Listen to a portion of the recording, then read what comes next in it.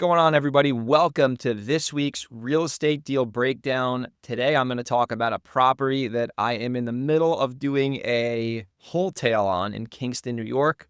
I'm going to tell you today how I found the property, how long it took to actually close it, and some lessons that I'm learning right now that you can apply in your business on how to not get stuck in a situation where I am with this property. Before I do that, if you can do me a favor, if you get value from this video, you can like the video, subscribe to my channel, and if you're listening to this on an audio platform, if you can share this with somebody who you think would get value, it would mean a lot to me. So today we're going to talk about, this is a single family house in Kingston, New York. It is on Flatbush Road. I will not give the address out for confidentiality purposes.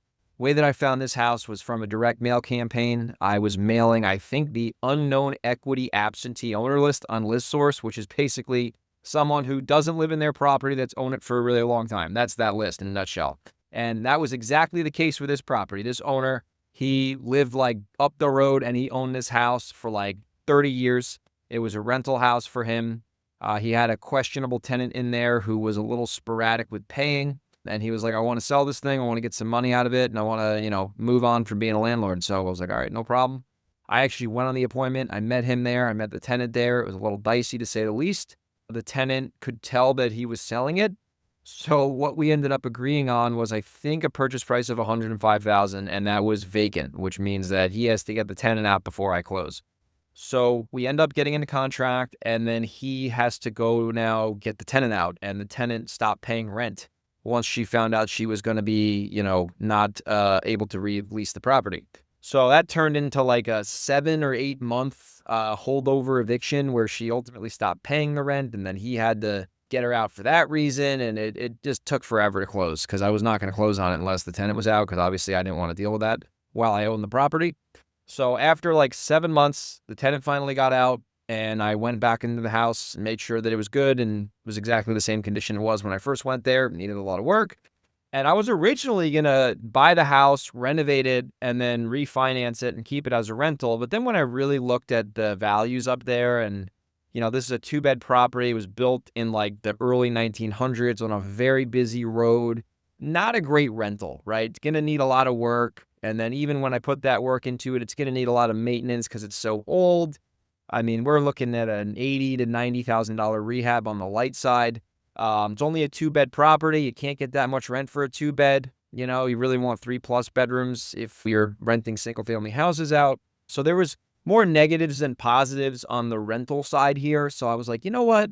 I'm just going to flip this property, and I'm going to probably just clean it out and relist it. I don't really want to do a fix up and flip on this. Like I said, just a lot of money, a lot of work. So I'm like, all right, I'm going to just buy this thing. And I looked at the comps, called my realtor Christian up, and I'm like, what do you think we can get this thing as is? And he's like, probably like 160 to, 170. And I'm like, that's not bad if I don't have to do any work, by the time I pay my private lenders and, the realtor commissions and all that stuff, still make some money. So I was like, all right, I'm going to just buy it, close on it, throw it on the market. Not even going to clean it out. So what we ended up doing was I got Christian to take the listing on. I raised the money from my buddy, who is a good high school friend of mine, and he gave me the private money on this thing. So I think I was out of pocket like maybe $5,000 max, and bought the property, threw it on the market. I had like 230. It was insane. I've never seen that many saves on Zillow in my life. And I'm like, that makes sense. It's a cheap property for the area. So we had like 3 or 4 really decent offers. And I think one of them was cash, was kind of low. And then we had a couple other ones, but we ended up going with an offer that was $10,000 over ask. So 170. And they made a conventional offer, which means they were going to get conventional financing, bank financing, not FHA, which just means that a little bit less red tape. And we thought that was going to be the case. So we go into contract. They do I think it was an appraisal. And then they were like, oh, this house needs way too much work. The seller's going to have to fix this, these items up, or else you're going to have to go get another type of loan. At the time, I thought it didn't make sense to do like probably $5,000 worth of work. I was being stupid. So I ended up agreeing to let them get like a 203K loan, which don't do that. If you're selling, it takes forever. And we're still in contract about 5 months later, or not 4 months later, we're still in contract because it takes that long to get that type of loan. Allegedly, we're going to close in 2 weeks, but I've been hearing that for a while now. But At this point, it's looking like that's actually the truth, and we will close. So by the time it's all said and done, because there's a lot of holding costs here and maintenance costs, probably be about a $34,000 net profit after everyone's paid off, which isn't bad to just literally buy and resell a house. So assuming that works out, I'll take that any day of the week. You can't go broke making a profit, especially when you have $5,000 of your own money invested in the deal. But what are some lessons you can learn from this transaction that you can apply in your business so you can potentially not have to wait 4 months to get paid? Number one, in that case, when I had the conventional, they originally were going to go conventional. What I should have done and what you should do is if you get a list of items that need to happen in order for them to get the loan and the items aren't insane, most of the time it's faster if you just do that work and get it re-inspected and then have the buyer pay you back, which they most likely would do. They can kind of give you a credit on the back end, or they can pay more, or they can come out of pocket a little bit more.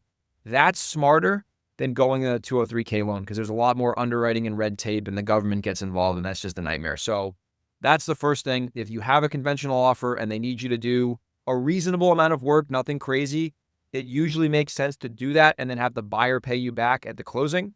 Lesson number 2 here is that when you have a property, like, so this house needs a lot of work. It's really banged up. But if it's in an area that is a good area, like Kingston is a really good area, it's growing and it keeps growing every single year, you can sell really crappy properties for pretty good prices. Like if you were to tell me like 10 years ago that I was going to get that price for that house, I would have said you're crazy, because it probably at the time, 10 years ago, that house probably worth 80 grand back in 2015, 2016. But now it's worth allegedly 170, which is crazy.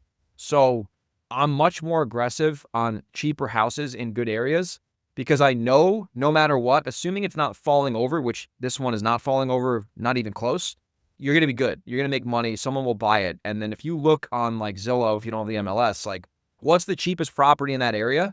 And if you're basically there, if not lower, it's going to sell. It's going to sell no matter what the market's doing, assuming you're not in like Southwest Florida or something right now. So that's the second lesson. You know, if you can buy in good areas that are hot, selling becomes a lot easier. And then the third lesson here is that sometimes, not all the time, it makes sense to wait a while to get properties delivered vacant versus buying them with tenants inside. Because if I were to originally agree, which I never even did this, if I was going to agree to buy this property with that bad tenant inside, I would have made probably 20 grand, 25 grand, which in this case, I'm probably making 35 grand. Because if I own the property, now I got to pay for the, I got to pay for the property, and then I got to pay for an attorney, right? Which is 3 grand, most likely to do an eviction. And then I probably got to pay the tenant to get out unless we're going to take this thing the distance. So I would have had another $10,000+, maybe $15,000 in just overall costs if I were to buy this thing occupied. So sometimes it makes sense if you pay a little bit more and you wait for the tenant to leave via the owner versus buying it with a non-paying tenant inside. Because I'm telling you, if you live in quite frankly, a blue state that's tenant friendly, it's really tough dealing with people when you're buying a property occupied. I mean, it's really tough. So that's Flatbush Road so far. Hopefully you got value from this. I'm pretty sure you did if you're flipping houses. So if you did, do me a favor, subscribe to the YouTube channel, like the video. And if you're in New York or Washington or Delaware, and you have a house you want to wholesale to me, maybe it's a shit box like this one, do me a favor. Send me an email, greg@velocityhousebuyers.com. Or if you want to just JV deal with me, we got great buyers lists in all those areas, greg@velocityhousebuyers.com, or follow me on Instagram @grego37, and I'll see you on the next real estate deal breakdown.